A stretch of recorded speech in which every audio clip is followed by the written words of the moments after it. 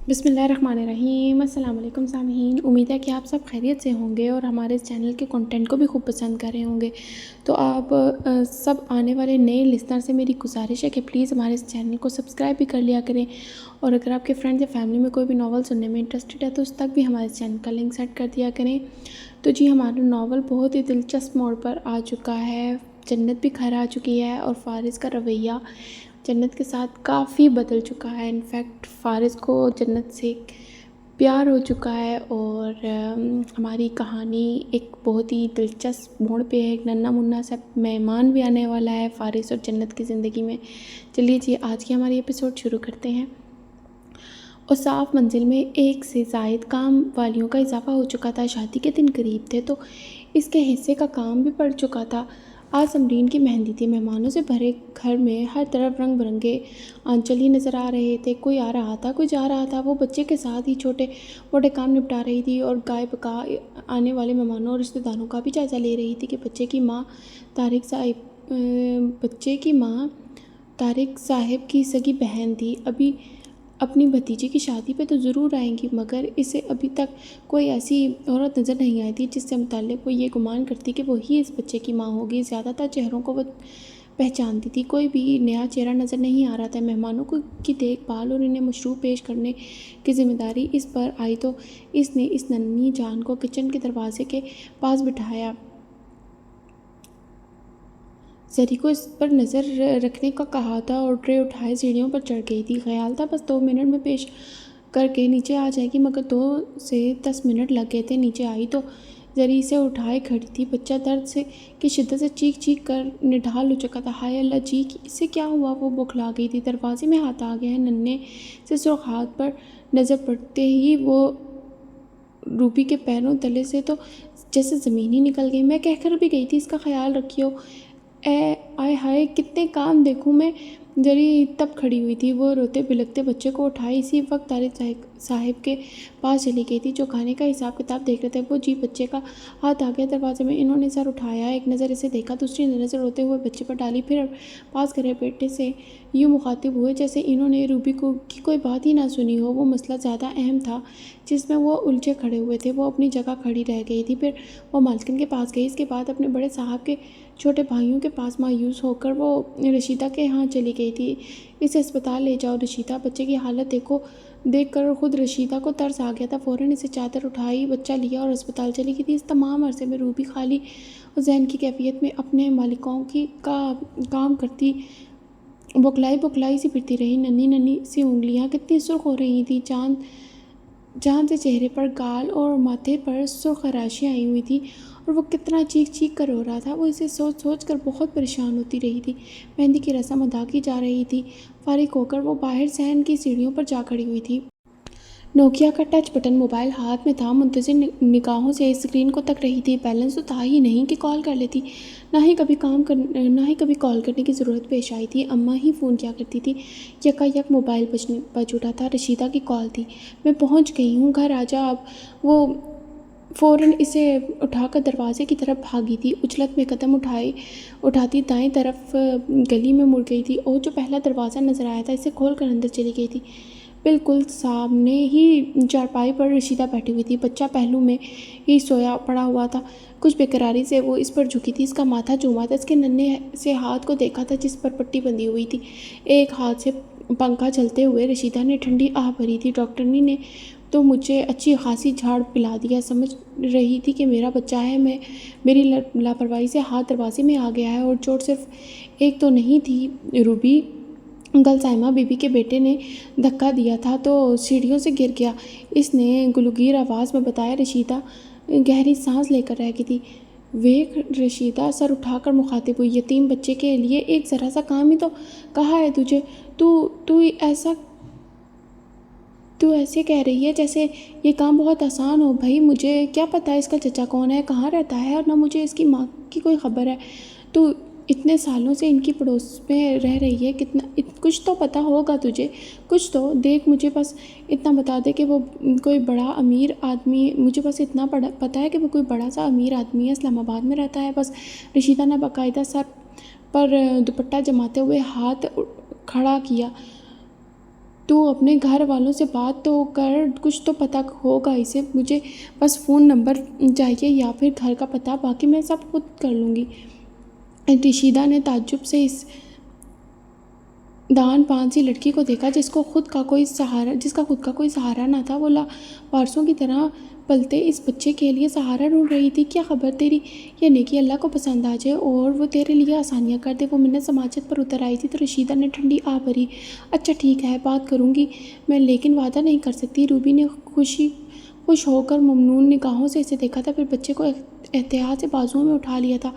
دوائیوں کا شاپر بھی ساتھ تھا۔ ڈاکٹرنی کہہ رہی تھی کہ بچہ بہت کمزور ہے، صحت کا خیال رکھو۔ تشویش سے کہا، جتنا ہو سکتا ہے رکھتی تو ہوں، دودھ میں پانی ڈال کے دیتی ہوں۔ بڑی بیگم ایک چیز پر نظر رکھتی ہیں۔ رشیدہ کو افسوس ہوا تو میرے سے لے جائیں، اگر کچھ بھی چاہیے ہو تو۔ ظالم لوگ اللہ کے قہر سے نہیں ڈرتے، یتیم کے ساتھ ایسا سلوک۔ وہ اسے سینے سے لگائے چوکٹ عبور کر گئی تھی۔ گھر پہنچتے ہی سیدھے اپنے کمرے میں گئی تھی۔ بچے کو احتیاط سے سلانے کے لیے چارپائی کو کھینچ کھانچ کر کھڑکی کے پاس رکھا، برابر میں بیٹھ کر نرمی اور افسوس سے اس کے چہرے کو دیکھا۔ پلکوں پر جگہ جگہ نمی ٹھہری ہوئی تھی، ستا ہوا گلابی چہرہ کتنا زرد ہو رہا تھا، ننھے ننھے سے ہونٹ بچھے ہوئے تھے۔ وہ واقعی میں بہت کمزور لگ رہا تھا۔ بس کچھ دن اور تجھے میں یہاں تو نہیں رہنے دوں گی، اس کے گرد بازو ڈالے تسلی دی۔ کھڑکی کے اس پار عین سامنے شادی والا گھر روشنیوں سے جگمگا رہا تھا۔ مہمانوں کی آمد و رفت حال جاری تھی۔ دروازے کے پاس ہی طارق صاحب کھڑے تھے، کچھ پیسوں کا حساب کتاب کرتے ہوئے۔ اللہ کے قہر کو دعوت دیتے لوگ اللہ کے نام پر، صدقہ خیرات کے نام پر اچھی خاصی رقم نکالنے کا سوچ رہے تھے تاکہ ان کی اولاد کی خوشیاں سلامت و محفوظ رہیں۔ نیم تاریکی میں آنکھوں میں چبھتی ہوئی روشنی لیپ ٹاپ کی سکرین کی تھی۔ ٹائپنگ ہو رہی تھی مگر ٹائپنگ کی آواز بہرحال نہیں تھی۔ اسے پیاس لگ رہی تھی، حلق سوکھ کر کانٹا ہو رہا تھا۔ کس قدر کوشش سے وہ کوہنی کے بل اوپر ہوئی تھی۔ ہاتھ بڑھا کر سائڈ ٹیبل کا لیمپ آن کیا تھا، پانی کا جگ یا گلاس وہاں نہیں رکھا تھا۔ کچھ چاہیے، لیپ ٹاپ کشن سے ہٹا کر ایک طرف رکھتے ہوئے وہ اس کی طرف متوجہ ہو چکا تھا۔ پانی، اس کی آواز نیند سے بوجھل اور آنکھیں خمار بھری تھیں۔ مدھم سی روشنی میں بھی وہ اس کے چہرے کے پسماندگی کو محسوس کر سکتا تھا۔ گزشتہ کچھ دنوں سے اس کی طبیعت خراب تھی، دوبارہ ہسپتال بھی لے جا چکا تھا۔ وہ میڈیسن اور ضروری سپلیمنٹس بھی لے رہی تھی مگر کبھی بخار، کبھی سر درد اور کبھی کمزوری کے باعث طبیعت نڈھال ہوتی رہتی تھی۔ لحاف ہٹا کر ایک سائڈ پر کرتے ہوئے وہ روم فریزر کی طرف بڑھ گیا تھا۔ پانی کی بوتل اور گلاس اٹھا کر اس کے پاس آیا تو وہ تب تک اٹھ کر بیٹھ چکی تھی۔ اس نے گلاس لے کر پانی پیا۔ کسی چیز کی ضرورت تو نہیں؟ وہ پوچھ رہا تھا۔ جنت نے خالی گلاس سائڈ ٹیبل پر رکھتے ہوئے اسے دیکھا تھا۔ پچھلے 3 دنوں سے وہ ایسے ہی ایک نظر اس پر ضرور ڈالتی تھی، شک، حیرت اور الجھن بھری نظر۔ میری غیر موجودگی میں تمہارے ساتھ کوئی حادثہ تو پیش نہیں آیا تھا؟ اس نے پوچھا۔ نہیں، کیوں؟ وہ اس کے سوال پر کچھ حیران ہوا۔ تم مجھ سے پوچھتے ہو کسی چیز کی ضرورت تو نہیں ہے؟ مطلب تم پوچھتے ہو؟ ہاتھ سے اشارہ کیا۔ نہیں پوچھنا چاہیے، پورے 5 ماہ تک نہیں پوچھا تو اب کیوں؟ سوال بجا تھا، اعتراض بھی بجا تھا۔ وہ لاجواب ہوا، زیر لب کچھ بڑبڑاتی ہوئی وہ اپنے تکیے کو درست کرتی ہوئی نیم دراز ہو گئی تھی۔ فارس دوسری طرف اپنی سابقہ پوزیشن میں آ کر بیٹھ گیا تھا، لحاف ٹانگوں پر ڈالتے ہوئے کشن پر لیپ ٹاپ رکھا اور ایک بار پھر اپنا کام میں مصروف ہو گیا۔ وہ اس کی جانب کروٹ بدل کر گال کے نیچے ہاتھ رکھے خاموشی سے اسے دیکھنے لگی تھی۔ آنکھوں پر گلاسز، پیشانی پر بال بکھرے ہوئے، بے ترتیب سے ہوئے یکسوئی سے اپنا کام کرتے ہوئے وہ اضطراب سے یکسر بے نیاز نظر آتا تھا۔ جانتے ہو ڈاکٹر آمنہ مجھ سے کیا کہہ رہی تھی؟ اس کی آواز نیند سے متاثر لگ رہی تھی۔ کیا کہہ رہی تھی؟ فارس نے نظروں کا زاویہ نہیں بدلا، کی پیڈ پر انگلیاں تیزی سے متحرک تھیں۔ آپ ٹینشن نہ لیں مسز فارس۔ کیا مطلب؟ کیوں ٹینشن نہ لوں؟ یہ ڈاکٹرز اس طرح کی نصیحتیں ہمیں ہی کیوں کرتے ہیں؟ مطلب شوہروں سے کیوں نہیں کہتے کہ اپنی بیویوں کو ٹینشن نہ دو؟ دھیما سا لہجہ، کچھ نرم، کچھ خفگی بھرا۔ مسز فارس، اس کی باتیں، اس کا لہجہ انداز، وہ ایسے ہی لڑنے کے چکروں میں اس کے دل کے تار چھیڑ چکی تھی۔ فارس نے بساختہ لیپ ٹاپ سے نظریں ہٹا کر اسے دیکھا۔ اسے لگا کہ وہ اپنا فوکس اپنے کام پر نہیں جما سکے گا۔ دھیمی سی زرکار روشنی میں جنت کا مومی چہرہ نمایاں تھا، سرخ آنکھوں میں خفگی ٹھہری ہوئی تھی، پیشانی پر ڈھیر سارے بل تھے۔ ایک لمحے کے لیے اگر اس کے تاثرات نرم ہوتے تھے تو دوسرے پل ہی وہ شدید غصے میں نظر آتی تھی۔ اچھا بتاؤ کیا ٹینشن ہے تمہیں؟ اس کا یہ انداز، لہجہ، رویہ جنت کے لیے واقعی نیا تھا۔ وہ لمحے بھر کے لیے حیران، پھر دوسرے پل کچھ پریشان اور تیسرے سیکنڈ میں صدمے سے باہر آ گئی تھی۔ تم ہی تو میری سب سے بڑی ٹینشن ہو۔ گزشتہ 3 دنوں سے وہ جس طرح اس کا خیال رکھ رہا تھا، نہ چاہتے ہوئے بھی اسے خاموش رہنا پڑا تھا۔ وہ اسے غصہ، ناراضگی، خفگی کچھ بھی تو نہ دکھا سکی تھی، بس خاموش رہی تھی۔ اب مزید خاموش نہیں رہ سکتی تھی۔ میں نے تم سے کہا تھا مجھے تمہارے ساتھ کمرہ شیئر نہیں کرنا، اور دیکھو مجھے تمہارے ساتھ بیڈ تک شیئر کرنا پڑا ہے۔ اور آنٹی سے تم کیا کہتے پھر رہے ہو؟ یہ اپنی مرضی سے کچھ بھی کرنے کے لیے آزاد ہے۔ باقاعدہ چہرے کے اتار چڑھاؤ کے ساتھ اس نے فارس کی نقل اتاری تھی۔ اس نے اپنے لبوں پر امٹتی مسکراہٹ کو دبا لیا تھا۔ تمہاری طبیعت ٹھیک نہیں ہے تو اس لیے، اس نے کہا۔ کوہنی کے بل اوپر ہو کر اس نے فارس کو مشکوک نظروں سے گھورا۔ پہلی بار تو خراب نہیں ہوئی، اور یاد ہے تم نے ایک بار مجھے ہاتھ سے پکڑ کر بیڈ سے اتارا تھا۔ سونا ہے تو صوفے پر سو جاؤ، ورنہ اس کمرے سے دفع ہو جاؤ۔ آواز بھاری کر کے، چہرے کے تاثرات سخت کر کے اس کی نقل بہت خوبصورتی سے اتاری تھی۔ وہ محض گلا کھنگار کر رہ گیا۔ اس دن میں میری طبیعت خراب تھی، سر میں بھی درد تھا، ہاتھ پاؤں دکھ رہے تھے۔ اس دن تو تم نے میری کوئی اعتماد داری نہیں کی تھی۔ وارث کو اندر ہی اندر اس کی اس حرکت پر بہت افسوس ہوا تھا۔ ہاں لیکن جب تم لاہور سے آئی تھی تب کی تھی۔ وہ جو کچھ کہنے کے لیے منہ کھول ہی رہی تھی تب لب بھینچ کر رہ گئی تھی۔ اس لیے کی تھی تاکہ مجھے جتا سکو۔ میرا مطلب یہ نہیں تھا۔ تو کیا مطلب تھا تمہارا؟ کیا اس کا لڑائی کا موڈ ہو رہا ہے؟ فارس نے اچنبھے سے اسے دیکھا تھا۔ تم مان کیوں نہیں لیتے کہ مجھے تمہاری مرضی کے مطابق جینا پڑے گا؟ پہلے بھی اور ابھی بھی۔ قطرہ قطرہ لفظوں کا تیزاب فارس کو اندر ہی اندر جھلسانے لگا تھا۔ بظاہر وہ عام سے لہجے میں بغیر کسی دکھ کا اظہار کیے بات کرتی تھی، مگر وہ اس کا غم، اس کا درد بہت اندر سے محسوس کرنے لگا تھا۔ تمہارے دماغ میں اب کیا چل رہا ہے؟ اس کی خاموشی سے عاجز آ کر وہ بہت سنجیدگی سے پوچھ رہی تھی۔ تم خود کو پریشان کر رہی ہو، اس نے کہا۔ پریشان تم مجھے کر رہے ہو؟ وہ اس کی آنکھوں میں آنکھیں گاڑ کر بولی تھی۔ میں کیسے مان لوں؟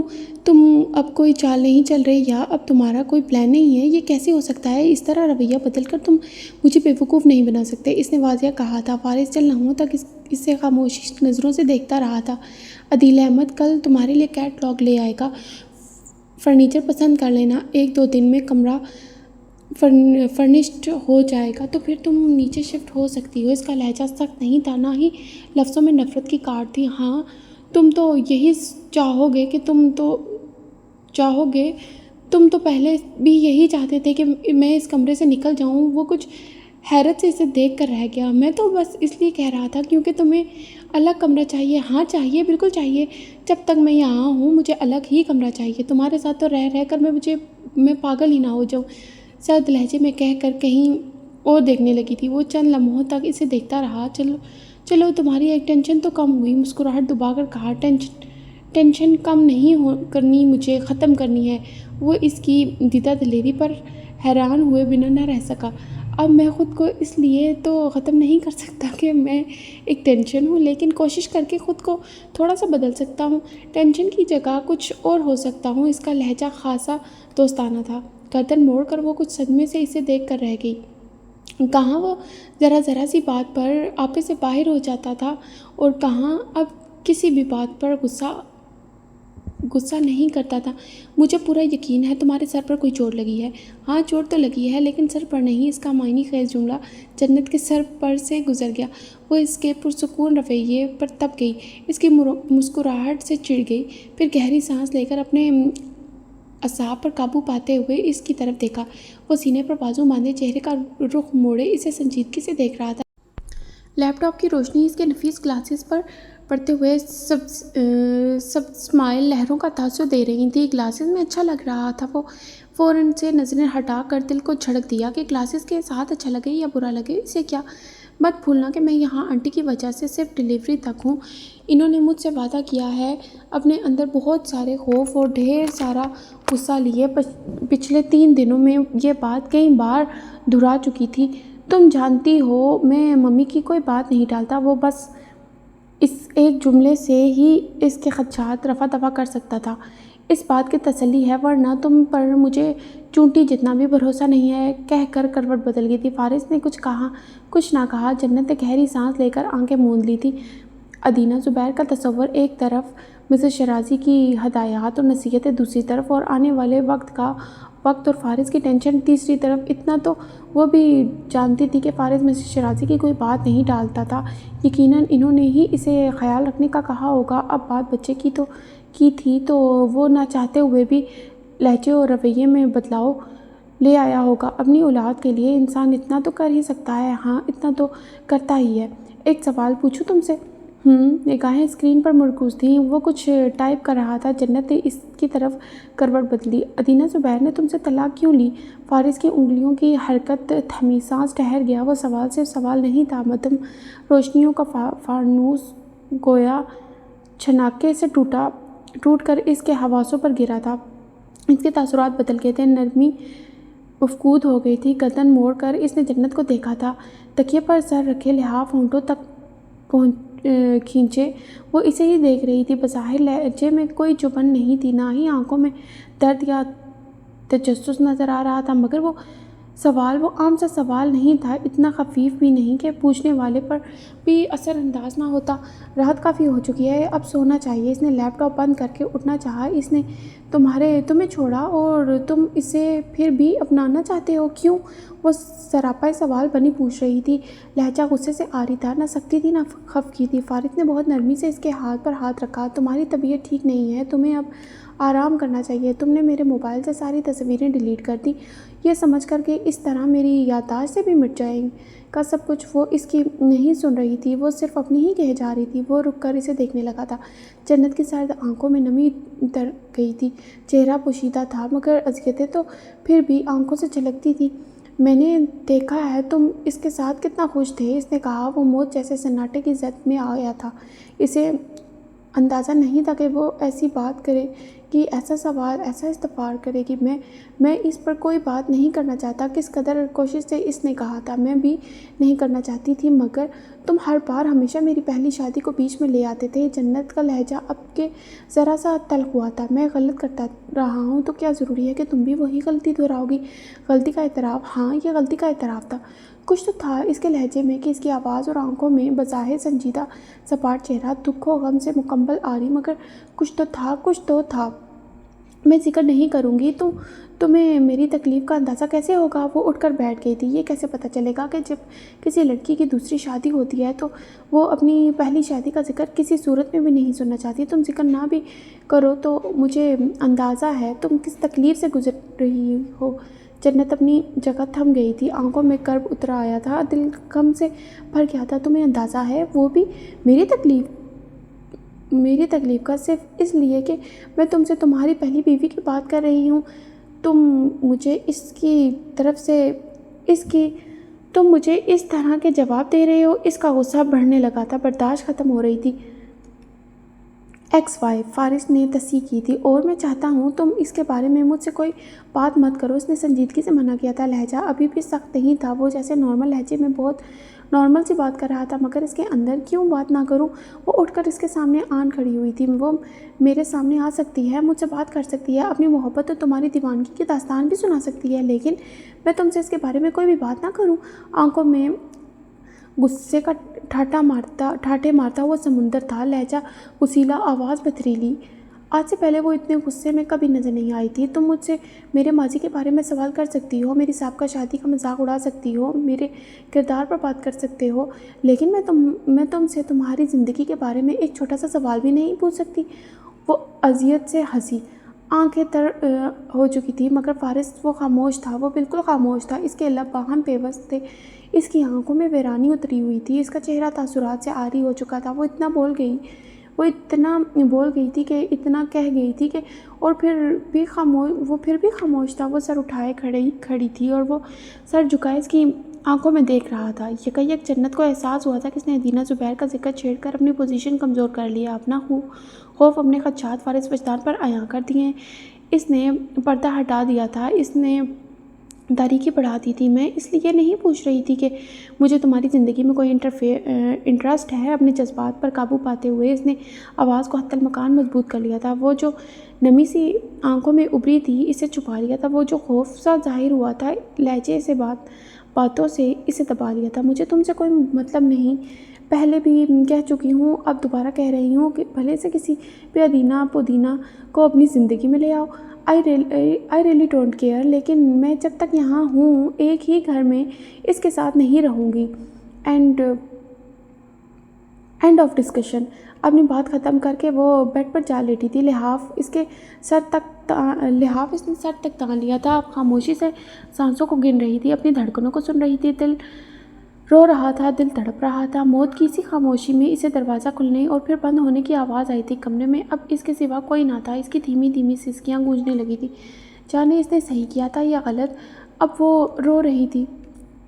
صبح اس کی آنکھ کھلی تو اس وقت 10 بج رہے تھے۔ پہلے پہل دھند میں لپٹا ذہن معاف رہا، پھر خیال ابھرے، باتیں یاد آئیں، اپنی بحث سوال اور فارس کا رویہ یاد آیا۔ اٹھ کر بیٹھتے ہوئے اس نے بیڈ گراؤنڈ سے ٹیک لگائی تھی۔ ڈریسنگ ٹیبل کے سامنے کھڑا فارس ٹائی کی نوٹ باندھ رہا تھا۔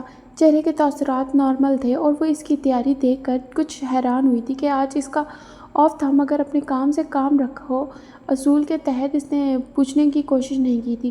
کیسی طبیعت ہے؟ معمول کی طرح وہ آج بھی پوچھ رہا تھا۔ نہ لہجہ سرد تھا، نہ تاثرات میں سختی تھی۔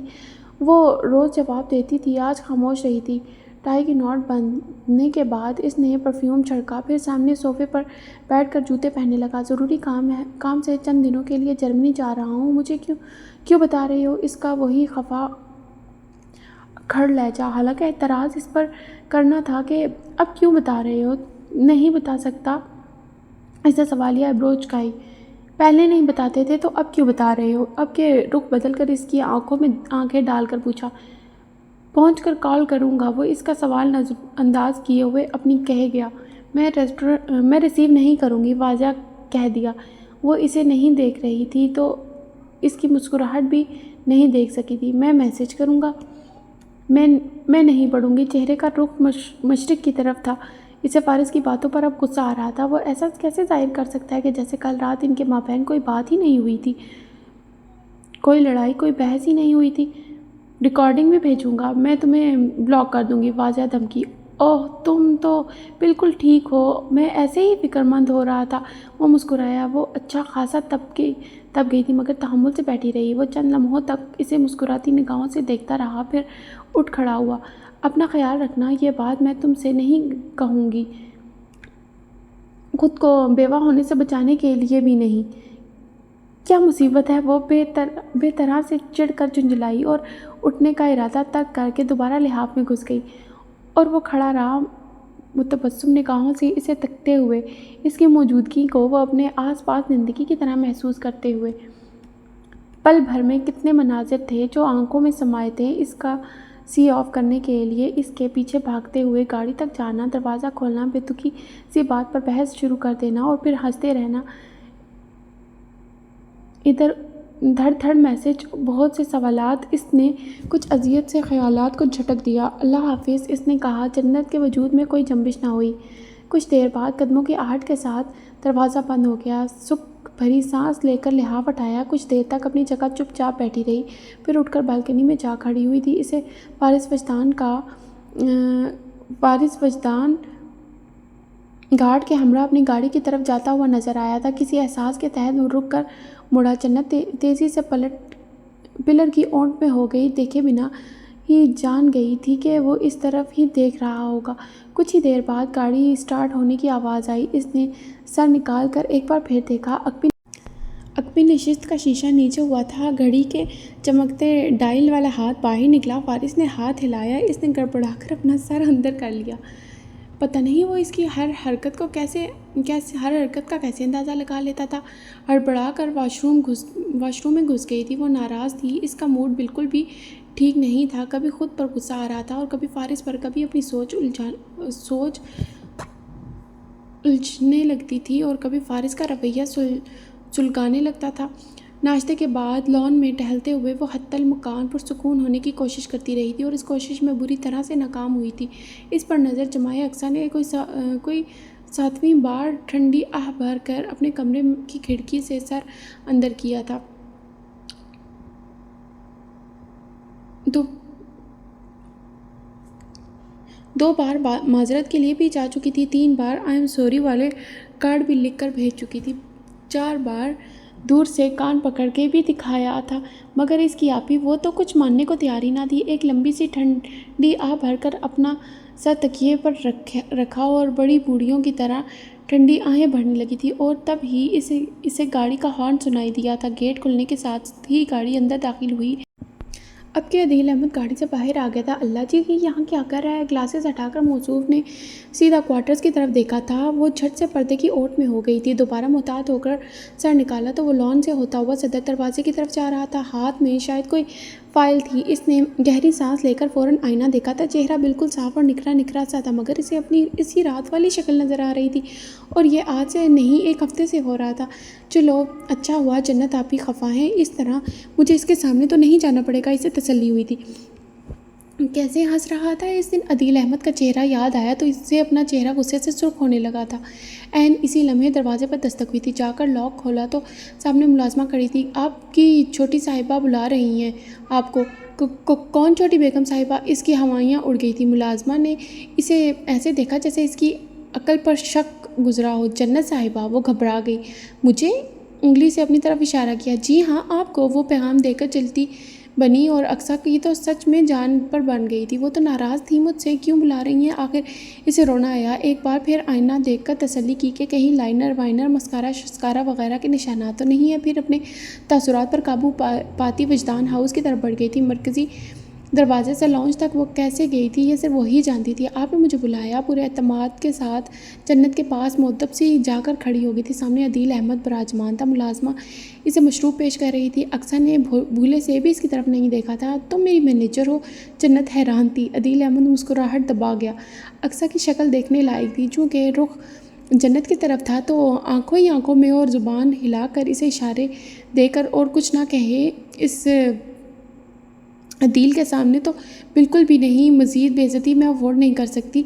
अक्सा? जी आपी। वो मैं घबरा कर दुपट्टे का पल्लू उंगलियों में घुमाया। इस एसी की ठंडक में भी इसकी पेशानी पसीने से शराबूर हो रही थी। इसके होश उड़े हुए थे। जन्नत ने गहरी सांस लेकर इसे देखा था। हालांकि बुलाया तो इसने इसको इसकी क्लास के लिए था कि मैं इसकी अच्छे से क्लास लूँ। जैसे कि मिस्टर अदील आप जानते हैं कि मैं अपने मैनेजर के बगैर कोई काम सर अंजाम नहीं देती। अक्सर की जान में जान आएगी। ममनून होती निगाहों से अपनी मालकिन आप ही को देखा था। अदील अहमद होश मुबहिम सी मुस्कुराहट के साथ सर हिलाकर रह गया। बैठो, आंखों से इशारा दिया और वो जन्नत के बराबर में ही टिक गई। कैटलॉग थमाया, सफ़े पलटे। क्या शानदार फर्नीचर की तस्वीरें थी। अक्सा की आंखें तो फटी की फटी रह गई। आप देखकर मुझे मैसेज कर दीजिएगा। अदील अहमद अपनी जगह से उठ खड़ा हुआ था। अब इजाज़त चाहता हूँ, कोट के बटन बंद करते हुए कहा। लेकिन इससे पहले क्या मैं मिसेस शराजी से मिल सकता हूँ? शोर में बुला कर लाती हूँ। जन्नत उठकर चली गई। अदील ने अक्सा की तरफ देखा जो कैटलॉग पर नज़रें गाड़े यूँ बैठी हुई थी कि जैसे इसे दुनिया का कोई मुश्किल तरीन काम सौंपा गया है और जिसे सर अंजाम किए बगैर दुनिया ही ख़त्म हो सकती है। कैसी हैं आप? सुनी अनसुनी किए वो खामोश रही। इसके साथ मेकअप पम्फलेट भी है। अदील ने फर्नीचर कैटलॉग की तरफ इशारा किया था कि ब्रांडेड मेकअप है। यहाँ ये सब कुछ ब्रांडेड मुहैया किया जाता है। थोड़ा महंगा हो सकता है बट इट्स ओके। मेरी कज़िन यही इस्तेमाल करती है और अक्सा का जी चाहा ज़मीन फटे और वो इसमें समा जाए। आप अपने मशवरे अपने पास रखिए, सर उठाकर कहा। मगर जिस तरह इसने अपनी मुस्कुराहट ज़ब्त की, इसे एहसास हुआ कि वो अभी भी इसका वही चेहरा देख रहा है। अल्लाह करे इसका पाँव फिसले, कीचड़ में गिरे, सीढ़ियों से लड़खड़ाए। ऑफिस के पूरे स्टाफ के सामने तप कर सोचा, आप इनसे मिल सकते हैं। जन्नत ने आकर कहा तो वो उठकर मिसेस शराजी के स्टूडियो में चला गया। अक्सा ने मेकअप ऐड के सफ़े निकाले। छोटी से छोटी चीज़ की कीमत भी कोई 1000-2000 के करीब थी। अपने चंद एक तबक रोशन करवा कर इसने पम्फलेट बंद किया। मैंने कौन सा अब कभी मेकअप करना है? पम्फलेट तरोड़ मरोड़ कर इकट्ठा किया। नेचुरल लुक होना चाहिए बस। दाहिने हाथ से बालों को झटक कर اٹھ گئی۔ مسز شیرازی کی مدد سے اپنی پسند کا فرنیچر منتخب کر کے عدیل احمد کو میسیج بھیجنے کے بعد جب وہ فارغ ہوئی تو فارس کا میسیج آ گیا۔ نوٹیفیکیشن ریکارڈنگ کی تھی۔ وہ بدمزہ ہوئی کہ اگر وہ میسیج لکھ کر بھیجتا تو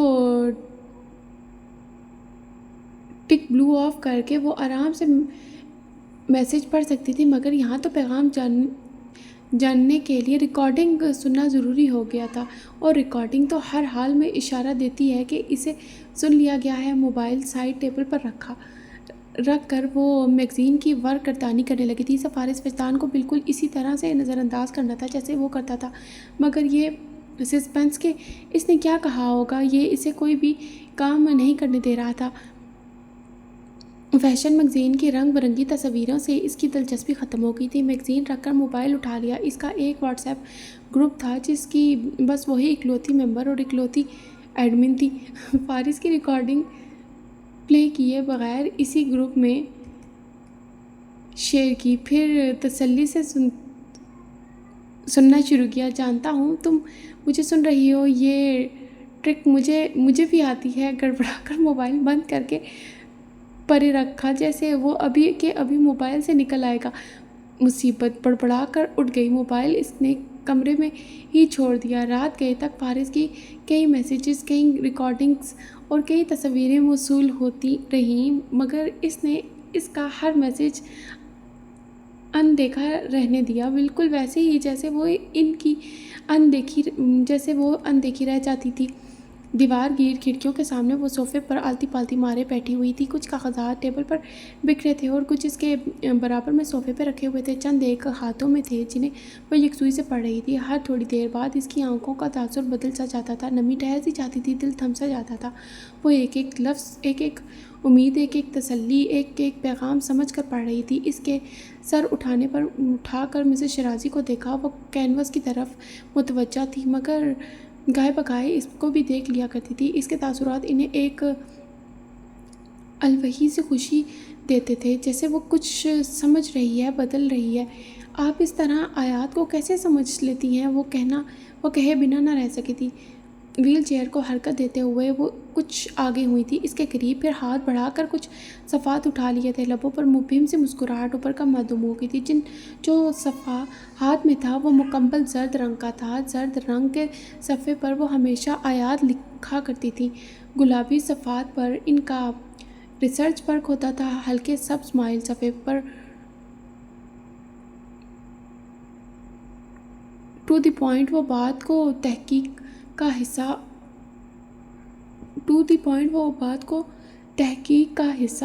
ہوتی تھی، اور پھر یہ صفحات فائل میں ایک ترتیب سے لگے رہتے تھے۔ تمہارے خیال سے یہ ایک عورت کے لیے سب سے بڑی 2 آزمائشیں کون سی ہوتی ہیں؟ ان کا سوال سن کر اس نے نظریں بے ساختہ اس زرد صفحے کی طرف اٹھا لیا تھا جو انہوں نے اس کی جانب بڑھایا تھا۔ اس نے صفحے تھام لیے تھے۔ مسز شیرازی نے یہ کیا پوچھ لیا تھا؟ وہ کیا لکھ رہی تھی جسے انہوں نے ادھورا چھوڑ دیا تھا؟ کیا سمجھ رہی تھی جو آنکھیں اتنی نم اور دل اتنا بھر گیا تھا؟ صفحے پر 2 آیات لکھی تھی۔ ایک آیات موسیٰ کی تھی جب انہوں نے موسیٰ علیہ السلام کو سمندر کے حوالے کیا تھا۔ دوسری آیات مریم علیہ السلام کی تھی جب انہیں حمل ٹھہرا تھا۔ دونوں کو غم نہ کرو کہا گیا تھا، اور دونوں ہی اس وقت تکلیف کی انتہا سے گزر رہے تھے۔ کردار کی پاکیزگی اور اولاد کا غم ذہن نے فوراً ہی کام کیا تھا۔ اس نے بے ساختہ سر اٹھایا۔ بس اللہ کا یہی پیغام ڈھونڈ رہی تھی میں، غم نہ کرو۔ وہ جانتا ہے ایک عورت کا دل کتنا کمزور ہے، خصوصاً ایک ماں کی کس تکلیف سے گزرتی ہے، کس درد کو سہتی ہے۔ اس کے سوال اور کوئی جان ہی نہیں سکتا۔ وہ کہہ کر خاموش ہو گئی اور جنت ترحم بھری نگاہوں سے انہیں دیکھ کر رہ گئی۔ جوان اولاد کی موت کا غم سہتی ہوئی ماں، اسے مسز شیرازی کے بیٹے اور پھر یتیم پوتے کا خیال آیا تھا۔ بے اختیار دل میں کرب گھل گیا تھا۔ وہ ماں بیٹے کے اس معاملے میں بالکل نہیں آنا چاہتی تھی، مگر آپ فارغ سے بات کیوں نہیں کرتی؟ کس بارے میں؟ اپنے پوتے کے بارے میں۔ مسز شیرازی نے رک کر اسے دیکھا تھا۔ یہ بات اسے کرنے والی نہیں ہے بیٹا۔ وہ بے بسی سے مسز شیرازی کو دیکھ کر رہ گئی تھی۔ وہ ایسا کیسے کہہ سکتا وہ ایسے کیسے کہہ سکتی ہیں؟ اس طرح فارس کو لاتعلق کیسے سمجھ سکتی ہیں؟ وہ اس کا چچا ہے آنٹی، باپ کی جگہ ہے۔ مسز شیرازی نظریں جھکا گئیں۔ وہ آپ سے اتنی محبت کرتا ہے، آپ کا کوئی بھی کہا نہیں ڈالتا، تو پھر کیسے وہ اٹک گئی؟ یہ معاملہ اس کا نہیں تھا، یہ بحث اس کی نہیں تھی۔ مسز شیرازی نظر جھکائے بالکل خاموش بیٹھی رہیں۔ وہ ہمیشہ ایسے ہی اپنے درد، اپنے غم پر پردے میں رکھتی تھی، نہ خلاف کچھ سنتی تھی، نہ حمایت میں کچھ کہتی تھی۔ انہوں نے جیسے خود کو سیل بند کر دیا تھا۔ وہ فکر مندی سے اٹھ کر ان کے پاس آ گئی تھی۔ آئی ایم سوری، میں نے آپ کو پریشان کر دیا نا، محبت سے کہہ کر ان کے گرد بازو ڈالا۔ میں ملواؤں گی آپ کو اس سے۔ وہ نم آنکھوں سے بامشکل مسکرائیں۔ آپ اس پینٹنگ کو مکمل کریں جلدی، کیونکہ مجھے اپنے نئے بیڈ روم میں بیڈ کے اوپر یہی پینٹنگ لگانی ہے۔ انہوں نے خیالات کو جھٹک کر برش اٹھایا۔ وہ جیسے خود کو اس کیفیت سے نکالنا چاہتی تھی۔ جنت میز پر رکھی پینٹنگ دیکھنے لگی تھی۔ ان میں سے دو تو اس نے اپنے کمرے کے لیے نکال لی تھی، تیسری کا جائزہ لے رہی تھی۔ اسے کمرے کے انٹیریئر کے حساب سے وہی رنگ منتخب کرنے تھے جو کمرے کی دیوار پر جچتے۔ یسریٰ کا کیا ہوا جنت؟ کچھ یاد آ جانے پر انہوں نے پوچھا تو جنت نے مڑ کر انہیں دیکھا، خفیف سی ہو کر ہنس دی۔ انہیں ابھی سفر میں ہوں، جلد سمجھ لوں گی۔ مسز شیرازی مسکراتے ہوئے کینوس کی طرف متوجہ نہیں۔ وہ جرمنی سے تیسرے دن واپس آ گئی تھی۔ جنت اس کے جلد آ جانے پر کچھ حیران سی ہوئی تھی، مگر کوئی سوال نہ کیا تھا۔ آج کل ویسے بھی وہ اپنے نئے کمرے کی سیٹنگ میں مصروف تھی۔ فرنیچر تقریباً سیٹ ہو چکا تھا، اب بس اسے کمرے کو رہائش کے قابل بنانا تھا۔ کچھ سامان رکھنا تھا، کچھ چیزیں خریدنی تھیں۔ ابھی بھی وہ اقصیٰ کے ساتھ الماری میں کپڑے رکھوا رہی تھی۔ جب وہ دستک دے کر اندر آیا تو ایک ستائش بھری نگاہ کمرے میں دوڑائی۔ سفید رنگ ویسے بھی میرا فیورٹ ہے۔ اسے پتہ تھا کب اور کیسے جنت کمال کی خوشی کو غارت کرنا ہے۔ وہ اندر ہی اندر شعلوں کی زد میں آ گئی تھی، مگر زبردستی کی مسکراہٹ ہونٹوں پر سجائے اس کی طرف مڑی تھی۔ اوہ، مجھے معلوم نہیں تھا، ویسے آنٹی کا کمرہ بالکل سامنے ہے۔ وہ اس کے جواب پر مسکرائے بنا رہ نہ سکا۔ پھر ہاتھ میں پکڑا ہوا کارڈ اس کی طرف بڑھایا، جسے لیتے ہی جنت نے سوالیہ نگاہوں سے اسے دیکھا تھا۔ میرے دوست کی شادی ہے، ہم ہفتے کو لندن جا رہے ہیں۔ وہ اسے دیکھ کر رہ گئی، پھر ملازموں کا لحاظ کر کے وہ اس کے پیچھے باہر آ گئی تھی۔ ہم کیوں جا رہے ہیں؟ لہجے میں دبا دبا سا غصہ تھا۔ تم خود جاؤ۔ چلا جاتا، لیکن کارڈ پر مسٹر اینڈ مسز فارس لکھا ہوا ہے۔ جنت نے دانت پیس کر اسے دیکھا تھا۔ لیکن میں تمہارے ساتھ کہیں نہیں جاؤں گی۔ وہ اپنی ضد پر اڑ گئی تھی، اور یہ ضد شام تک خود ہی ختم ہو گئی تھی۔ جب مسز شیرازی نے اپنے پاس بٹھا کر اسے شادی اٹینڈ کرنے کے لیے رضامند کیا تھا، وہ انہیں انکار نہیں کر سکتی تھی، اور چونکہ بات فارس کے دوست کی تھی تو فارمیلٹی پوری کرنے کو ہی صحیح اس کی شرکت بھی ضروری تھی۔ وہ اوپر کمرے میں آئی تو چہرہ اچھا خاصا پھولا ہوا تھا۔ ویسے پیکنگ کی تو ضرورت نہیں پڑے گی۔ اشارہ اس بیگ کی طرف تھا جو وارڈروب کے ساتھ کھڑا ہوا تھا، وہ جسے 2 ماہ پہلے ہی وہ تیار کر چکی تھی۔ مجھ سے کوئی بات مت کرو تم۔ ایک قہر بھری نظر اس پر ڈالتے وہ واش روم میں گھس گئی۔ وہ زیر لب مسکرا کر رہ گیا۔ وہ لندن پہنچے تو اس وقت صبح کے 7 بج رہے تھے۔ ایئرپورٹ سے باہر گاڑی پہلے سے موجود تھی۔ انتظار میں گارڈ اور سیکیورٹی بھی کھڑے تھے۔ اسے لندن کی فضا میں سردی کا شدت سے احساس ہوا تھا۔ گاڑی کا سفر کچھ خاموشی سے کٹا تھا، البتہ فارس وقفے سے آنے والی کالز ریسیو کرتا رہتا تھا، اور اس کا اپارٹمنٹ لندن کے ایک پوش ایریے میں کی 14ویں منزل پر تھا۔ وہ سفر سے کچھ حد تک تھکی ہوئی تھی کہ پہنچتے ہی سو گئی تھی۔ دوپہر میں آنکھ کھولی تو فارس موجود نہیں تھا، البتہ میڈ کچن میں کھانے کا انتظام کر رہی تھی۔ اس نے گھوم کر پورے گھر کا جائزہ لیا۔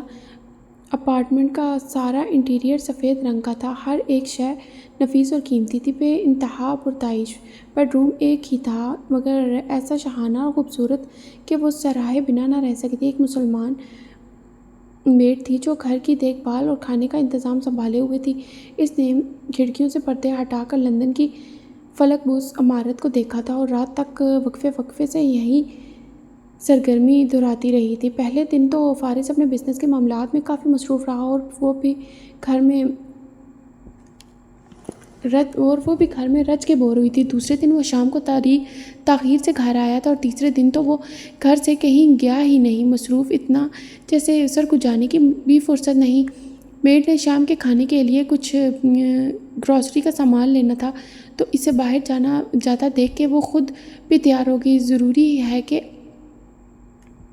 ہے کہ اب وہ لاڈ صاحب کی منت کرے کہ اب لندن لے ہی آئے ہو تو تھوڑا گھما پھرا بھی دو، اور ویسے بھی وہ کون سا خوشی سے لایا تھا، موصوف کی مجبوری تھی۔ شادی کا کارڈ پر مسٹر اینڈ مسز فارس جو لکھا ہوا تھا کیسے جتا کر کہا تھا اس نے، جیسے اگر صرف مسٹر فارس لکھا ہوتا تو وہ اکیلا ہی آتا۔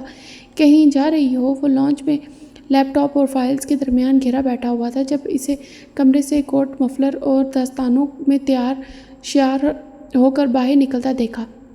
اسے فارس کا سوال بھی عجیب لگا۔ بیگ میں موبائل اور پانی کی بوتل رکھتے ہوئے اس کی طرف دیکھا۔ میڈ کے ساتھ مارکیٹ تک جانا چاہ رہی ہوں آؤٹنگ کے لیے۔ اس وقت فارس نے کلائی مڑ کر وقت دیکھا۔ شام کے 5 بج رہے تھے۔ کیوں اس وقت نہیں جا سکتی؟ اس کی آنکھوں میں ناگواری سی در آئی تھی۔ وہ اٹھ کر اس کے پاس آ گیا تھا۔ میں کل تک فری ہو جاؤں گا تو چلیں گے۔ میں نے تم سے اجازت تو نہیں مانگی، لیکن میں منع کر رہا ہوں۔ فارس کا لہجہ ہونس نرم تھا۔ کس حق سے منع کر رہے ہو؟ وہ سوالیہ نشان بن گئی۔ وہ خاموش ہو گیا۔ اس کا اندازہ، اس کا لہجہ، اس کا رویہ، اب وہ کیسے کہے کہ وہ فکر میں منع کر رہا ہے جبکہ اسے کسی بھی بات پر یقین نہیں آتا۔ شاید میں نے کبھی ذکر نہیں کیا، لیکن اسے جملہ مکمل کرنے میں کچھ دقت ہوئی۔ میرے دشمن زیادہ ہیں تو؟ وہ یوں دیکھ رہی تھی جیسے اسے فارس کی بات سمجھ میں نہیں آ رہی ہو۔ وہ چند لمحوں تک اسے دیکھتا رہا۔ میں نہیں چاہتا کہ کوئی تمہیں نقصان پہنچائے صرف اس لیے کہ تم میری بیوی ہو۔ اگلے کئی لمحوں تک جنت ساکت سی کھڑی رہ گئی تھی۔ بیوی اب ہوں؟ 5 ماہ پہلے تک کیا تھی؟ وہ ایک سوال جیسے ضرب تھا۔ اسے لگا وہ زمین کی تہوں میں اتر گیا ہے۔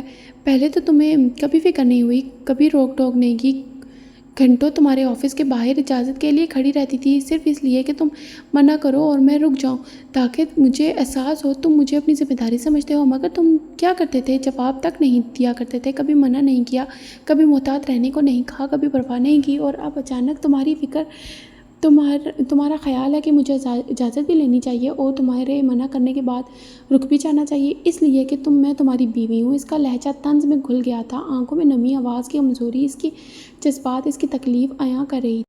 مجھے وہ کار ایکسیڈنٹ کے وقت والے تمہارے تاثرات نہیں بھولے۔ تب تم چاہتے تھے کہ میں مر جاؤں۔ میری حادثاتی موت تمہارے بہت سے مسائل کو حل کر دیتی ہے نا؟ وہ اس کی آنکھوں میں اپنے لیے شک، غصہ، بدگمانی، بے اعتباری جیسے تاثرات دیکھتا بالکل خاموش کھڑا تھا۔ اب بات بچے کی ہے تو تمہیں فکر ہو رہی ہے، لیکن تم سے زیادہ فکر مجھے ہے۔ بیگ ایک کندھے سے دوسرے کندھے پر ڈالا۔ ہمیشہ کی طرح فارس کے تاثرات اس کی سمجھ سے باہر تھے، مگر اس کی آنکھیں، فارس وجدان کی آنکھیں، وہ دروازہ کھول کر باہر نکل گئی۔ بند دروازے کے اس پار لفٹ کے عین سامنے وہ سر جھکائے کھڑی رہی، آنکھیں آنسوؤں سے لبالب بھرنے لگی تھیں، چہرہ جذبات کی شدت سے سرخ ہو رہا تھا۔ اسے بہت رونا آ رہا تھا مگر وہ رونا نہیں چاہتی تھی۔ فارس کی میڈ کے سامنے تو بالکل بھی نہیں۔ آنکھیں صاف کر کے اطراف میں گرتی لٹوں کو پیچھے آڑسا، مفلر کو اچھی طرح سے لیتی آگے بڑھ گئی تھی۔ چلیے جی، آج کی ہماری ایپیسوڈ یہیں تک ہے۔ امید ہے کہ آپ سب کو ہمارا یہ ناول پسند آ رہا ہوگا، اور اگر آپ کو یہ پسند آ رہا ہے تو پلیز لازمی ہمارے اس چینل کو سبسکرائب بھی کر دیا کریں۔ ملیں گے کل ایک نیکسٹ ایپیسوڈ کے ساتھ۔ شکریہ، اللہ حافظ۔